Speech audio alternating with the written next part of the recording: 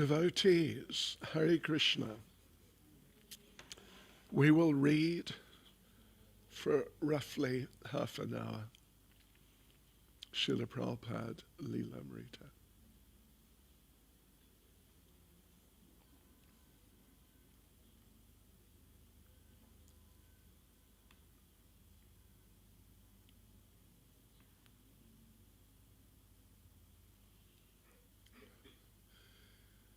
Nama Om Vishnu Padaya Krishna Prestaya Bhutale Shrimati Bhakti Vedanta Swami Niti Namane Namaste Saraswati Deve Gauravani Pracharne Nirvishesha Shunyavadi Paschachadishtarne Sri Krishna Chaitanya Prabhu Nityananda Shri Advaita Gadadha Shivasadi Gaura Bhakta Vrinda Hare Krishna, Krishna Krishna, Hare Hare.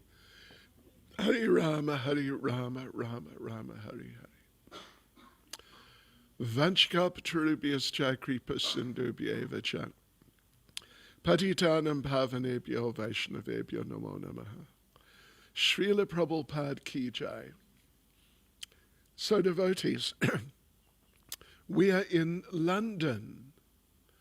And George Harrison has just become a devotee.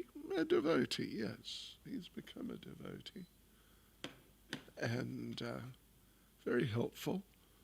And the devotees have just recorded the Hare Krishna mantra record, which was very popular in New Zealand, because in those days, that was, I think, 69 sometime. I knew nothing really about Krishna consciousness at all. But I knew, I mean, everybody, all the young people, every single last one, they knew that the Beatles had been to India. They're into meditation. Yeah. And Hare Krishna, well, anyway, then this record got produced. And in New Zealand, I don't know if it was top of the hit parade, but it was well up. Very, very popular. In England, we just read, I think yesterday, did we? Oh, maybe we did. I think it got up to the 12th place. And yeah, all over, it was a big thing. And in New Zealand, it was a big thing. And that's where I heard Hare Krishna first, from that record. And a number of my friends were they really liked it. Really liked it. So anyway, they've just produced the record, and George has promised, this is going to be big. Okay, so we continue on. As the record went into production, the devotees returned to their regular work, still living separately. They're still living separately. Prabhupada set the time of his arrival for early September. He would go to Hamburg and then come to London, he said, even if there was no temple. Miraculously, only 2 months before Prabhupada's arrival, things began to come together. Guru Das met a real estate agent with a building on Berry Place near the British Museum. The devotees could move in immediately. An ideal location, £41 a week.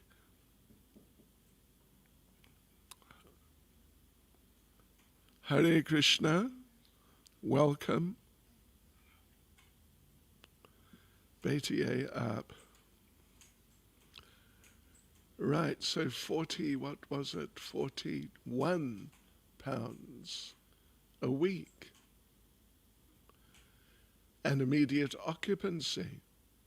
It was wonderful. Mukunda wrote Prabhupada asking him for money for the down payment. Prabhupada agreed. Shamsunda got a letter from George on Apple Corporation Limited stationery stating that Apple would guarantee payments if the devotees defaulted. Within a week, the devotees had a 5-story building in central London, really in central London. And that's where I joined. 3 years later? 3 years, yeah. 3 years and a few months. And what happened was, Apple gave a guarantee, but the devotees didn't want to use that because it would have just upset Apple and George. So they tried to pay the rent. They were paying the rent. But then a very extraordinary thing happened. The landlord, the owner, who the devotees were paying directly, face to face, not through an agent. The owner disappeared for a couple of years. He just could not be located, and the devotees couldn't pay the rent. Of course, they struggled. At the best of time, they struggled to pay the rent, but now it was just physically impossible. There was no one to pay the rent to. So what did they do? Take a guess. They took it as Krishna's mercy that we don't have to pay rent anymore. So they spent the rent.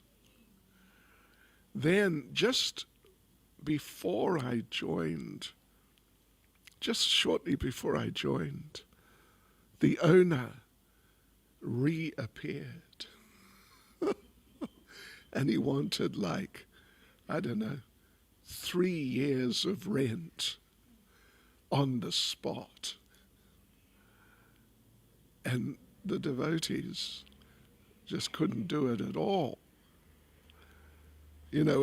What would it be? 40 times 150, so that's like 6,000. Is it? 40 times 150?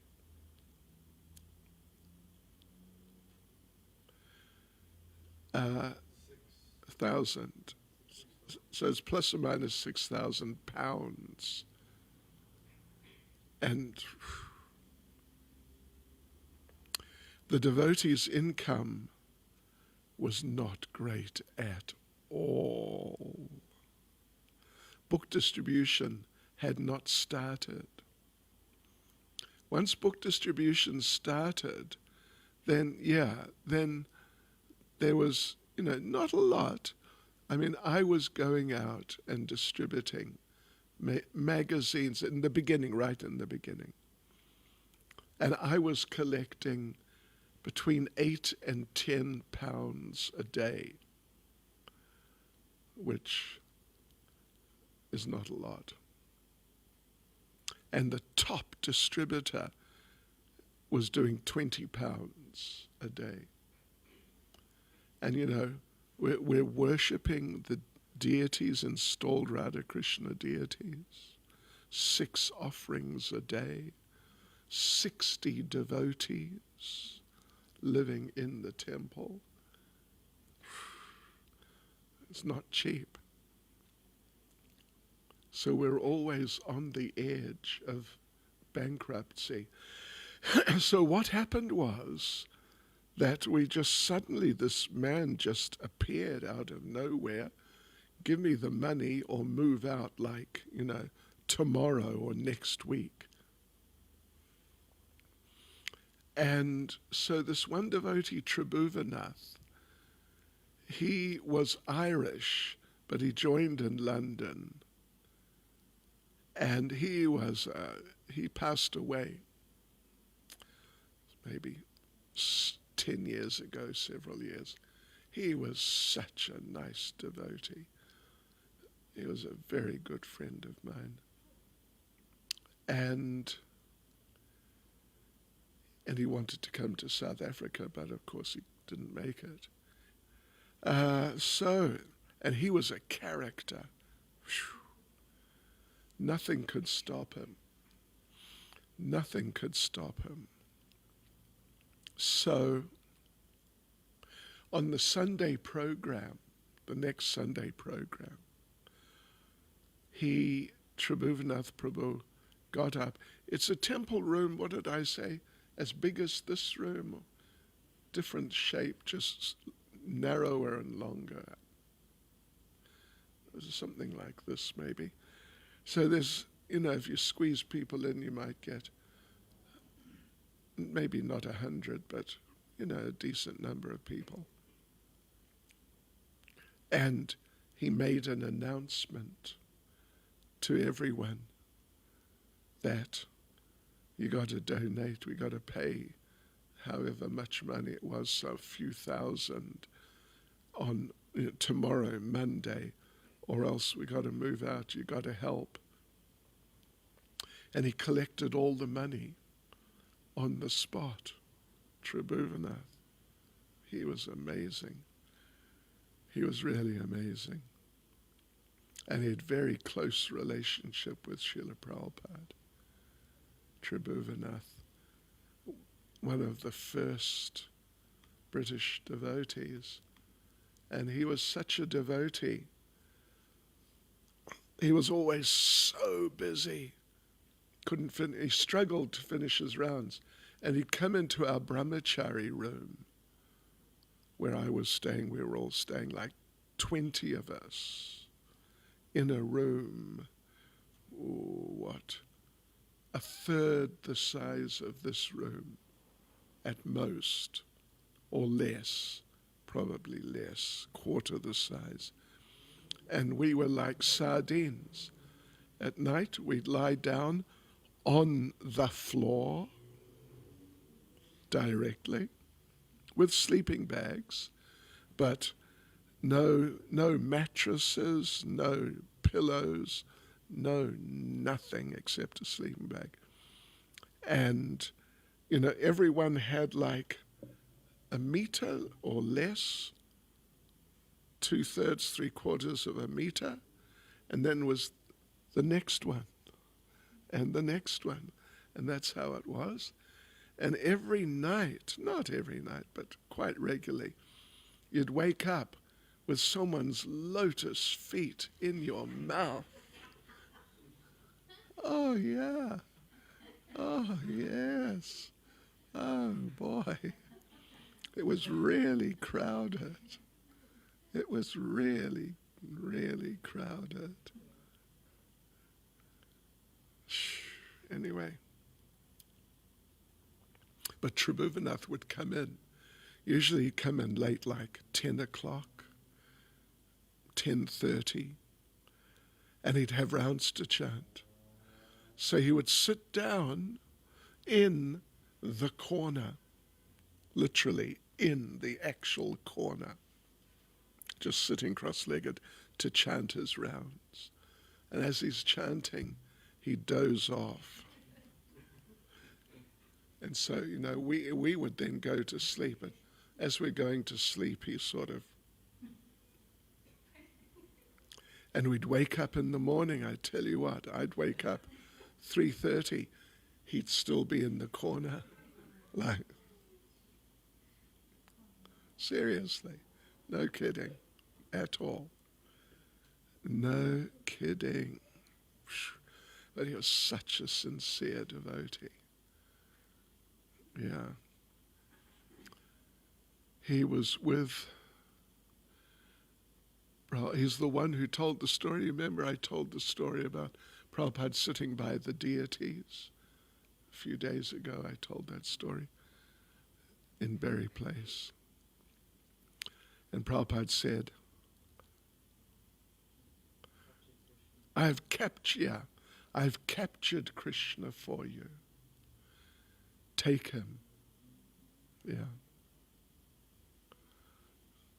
And he was with Prabhupada when Prabhupada was being driven to a program somewhere in fairly central London, maybe one of the Conway Hall programs, which are quite famous programs.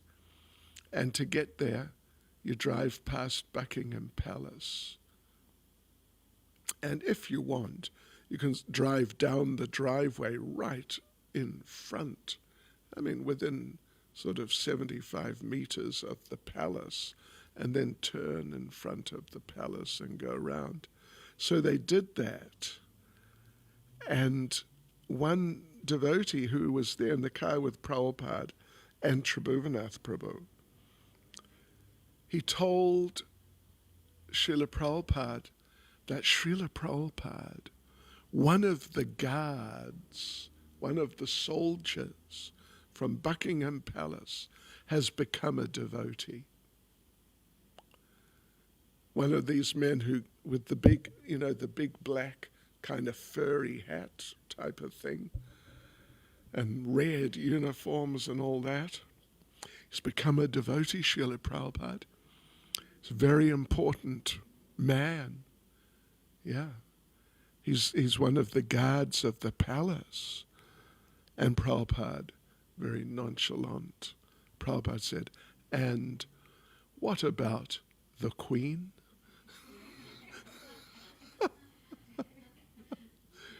Well, not yet. But the Queen has been in a whole arti ceremony, like 20-minute arti ceremony with kirtan, Hare Krishna kirtan. She's taken prasadam and met a number of devotees at functions at Buckingham Palace. Okay. And here, anyway, okay, yeah, let's go. So, as the record went into production, the devotees returned to their regular work. Oh no, okay. So now they've found, so within a week, the devotees had a 5-story building in central London. Yeah, 5 stories. 5 stories. But when the devotees went to live at their new centre on Berry Place, city officials said they did not have the proper housing permits. The red tape could take weeks, even months. Again, the devotees were without a place to live and worship together. Shamsundar, however, on faith that everything would work out, began constructing a temple room of California redwood in the building. Yeah, it was quite amazing, the interior. Amazing interior with Californian redwood. John Lennon then suggested to Shamsundar that the devotees come and live with him at Tittenhurst, a large estate he had recently purchased near Ascot. He needed some renovation done, and if the devotees would help, he would give them a place to live. Can our guru also stay there? Shamsundar asked. John agreed, and the devotees moved into the former servants' quarters at John's estate. Only a few weeks before Prabhupada's arrival, the record Hare Krishna Mantra was released. Apple Records staged a promotion and brought press reporters and photographers in a multicolored bus to a blue and white pavilion where the devotees had gathered with George. The first day, the record sold 70,000 copies. That's a lot. Within a few weeks, the devotees appeared on the popular TV show Top of the Pops, singing, quote unquote, their song. And the devotee probably says more as we read, but the devotees would sing in nightclubs, just real nightclubs, low class, just smoke and alcohol and just, really just like that. And the devotees would go and do Hare Krishna Kirtan, and the people would just sort of be astonished. John Lennon's estate, formerly owned by the Cadbury family, consisted of 76 acres of lawn and forest, with a large manor and many smaller buildings. John and his wife, Yoko, lived in the manor. The servants' quarters, where Prabhupada and the devotees were to live, were 4 separate apartments in a single narrow building near the manor.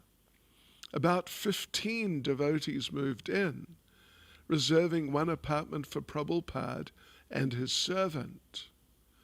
John wanted the devotees to tear out the hardwood walls and floor in the main house and replace them with new walls and black and white marble tile floors. While this renovation was going on, Ishan, who had recently arrived from Canada, began with a few helpers to convert the old music recital hall into a temple, complete with Vyasasan for Srila Prabhupada. The devotees worked day and night on Prabhupada's quarters, the temple room, and Prabhupada's Vyasasan. With such energy did they work that John and Yoko could see that the devotees were obviously in love with their spiritual master. When the devotees were making a tape to send to Prabhupada in Germany, Ishan asked John if he had anything he wanted to say to their guru.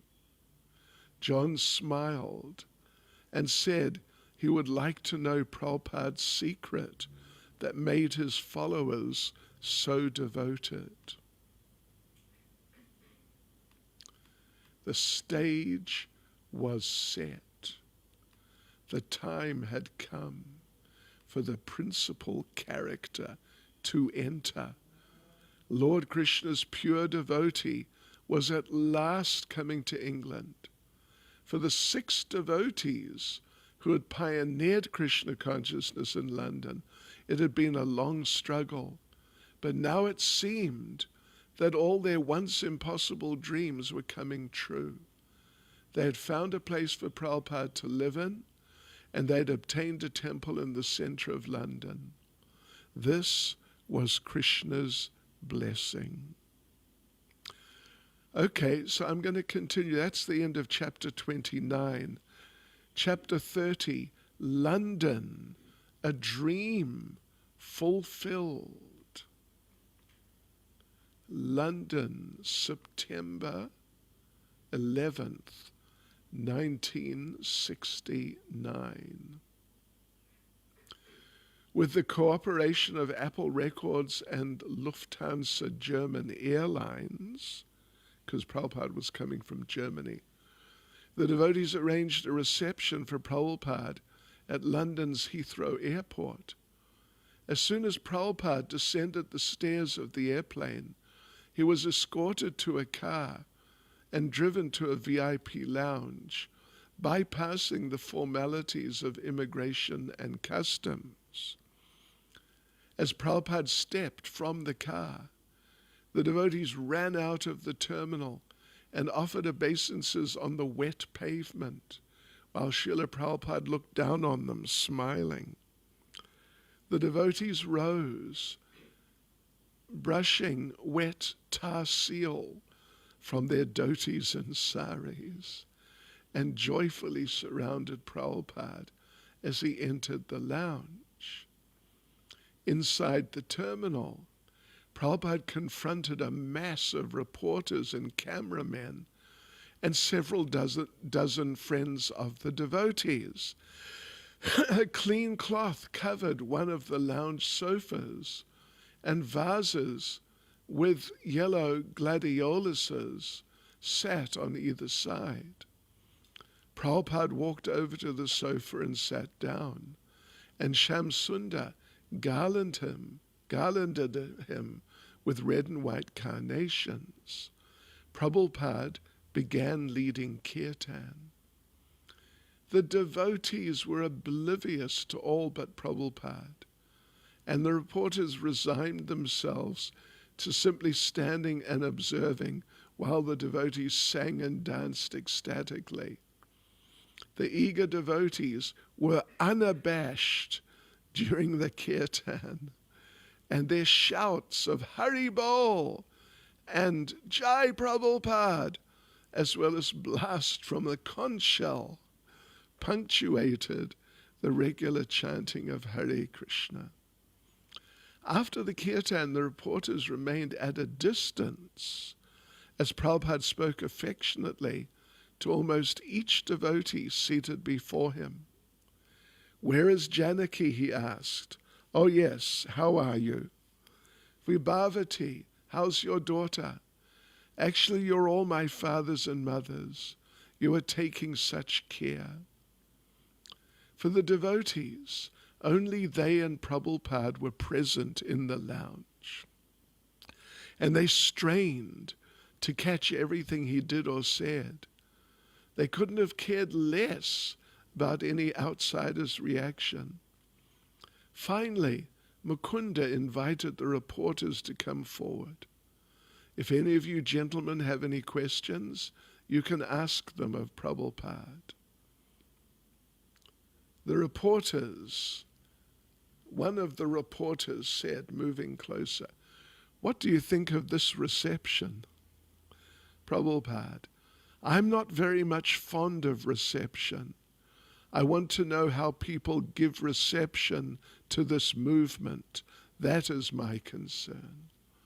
Devotees in unison, Hari Bol. Reporter: "Is this a very special welcome for you, or is this a performance you go through each day?" Prabhupada: "No, wherever I go, I've got my disciples. In Western countries, I've got now about 20 centers, especially in America. So the American boys are very enthusiastic. I think in Los Angeles and San Francisco, I got a very great reception. In the Rath Yatra festival, about 10,000 boys and girls followed me for 7 miles. Devotees, Hari Bol."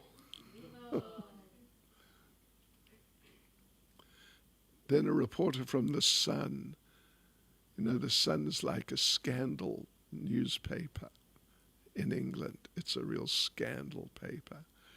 So a devotee from The Sun: "What do you try to teach, sir?" Prabhupada: "I'm trying to teach what you have forgotten." Devotees laughing, Hari Bol, Hare Krishna. Sun reporter, because what you've forgotten. So Sun reporter: "Which is what?"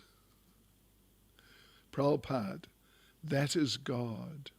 Some of you are saying there's no God. Some of you are saying God is dead. And some of you are saying God is impersonal or void. These are all nonsense. I want to teach all the nonsense people that there is God. That is my mission. Any nonsense can come to me. I shall prove that there is God. That is my Krishna consciousness movement. It is a challenge to the atheistic people. This is God. As we're sitting here face to face, you can see God face to face if you're sincere and if you're serious. That is possible. Unfortunately, you're trying to forget God. Therefore, you're embracing so many miseries of life.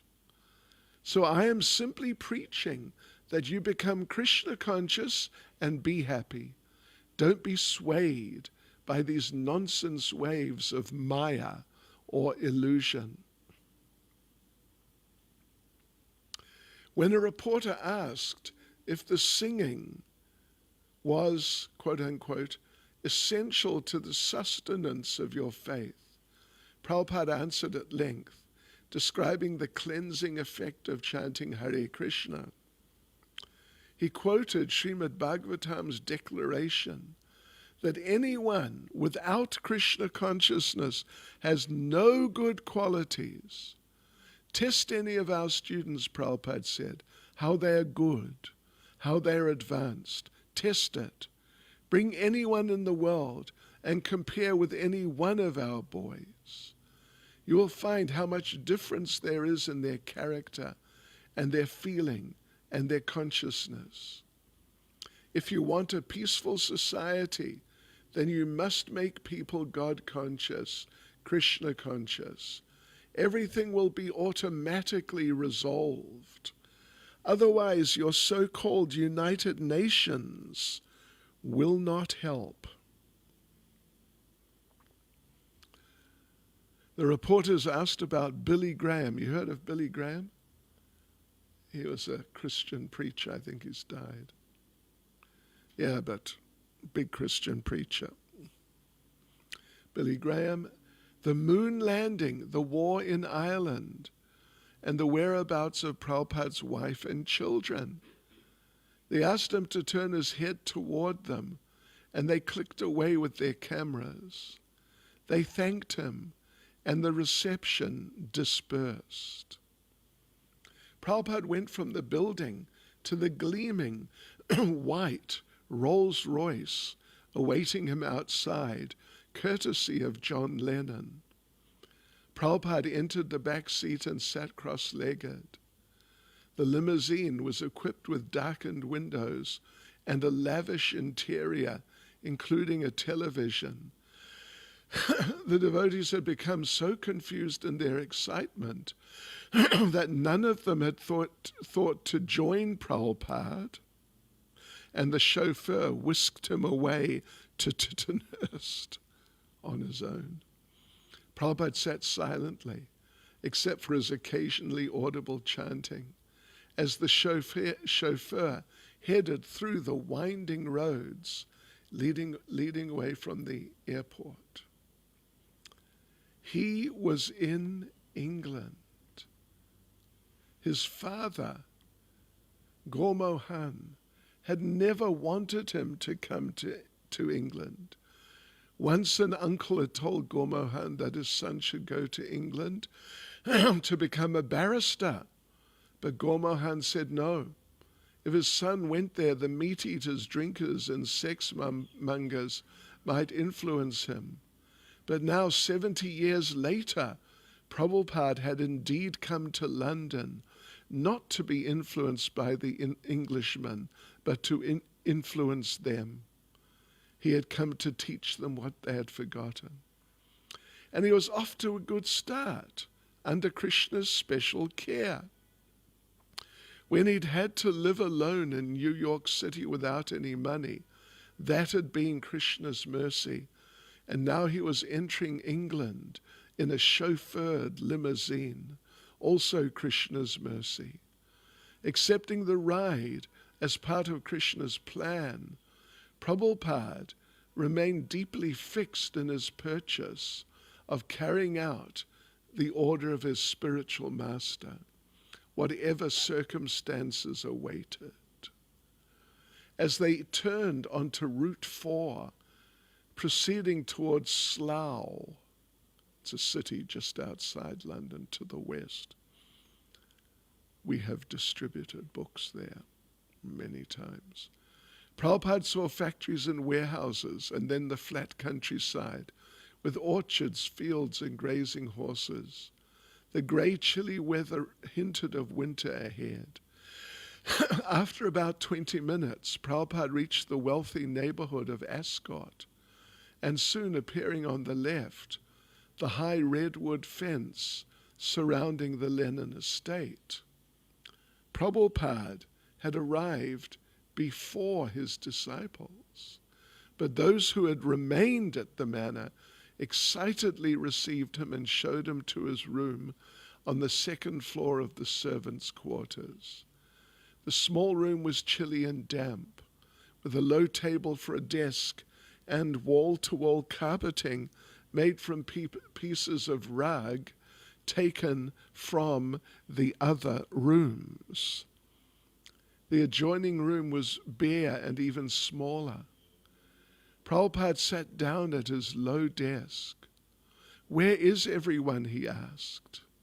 As he leaned back and gazed out the window, he saw rain just beginning to fall. Hare Krishna. Srila Prabhupada ki jai. Any comments or questions? Ganga Mata is not here. Oh, but Marie's here. Where's Ganga Mata? She's got service, is it? She's what? Oh, yes, of course. Okay, any comments, questions? Hare Krishna. Srila Prabhupada ki jai.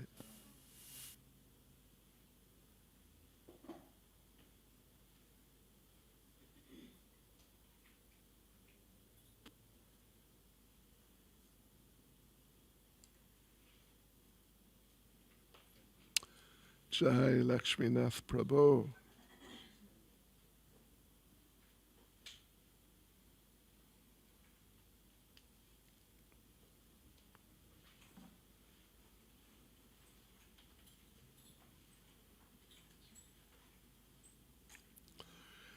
Hare Krishna. Hare